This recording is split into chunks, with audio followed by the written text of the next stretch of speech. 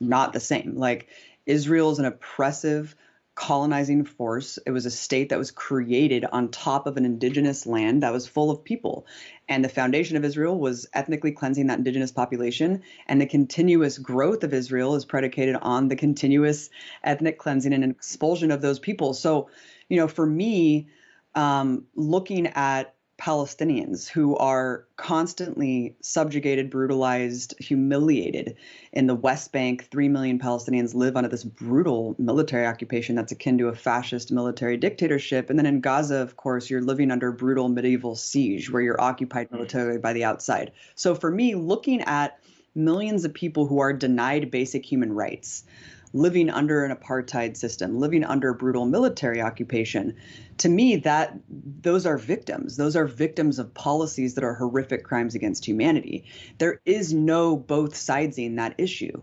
Israelis are free to go wherever they want. A lot of Israelis aren't from Israel. They're from other Western nations or whatever. I mean, we know that right of return. You can be a Jewish person anywhere in the world and just move to Israel. You can ethnically cleanse a Palestinian village and move to Israel and move right there and be be aided and abetted by the state. So for me, it is a question of just simple morals. I have extreme moral righteousness when I look at an issue like Israel-Palestine because it's just so obviously naked.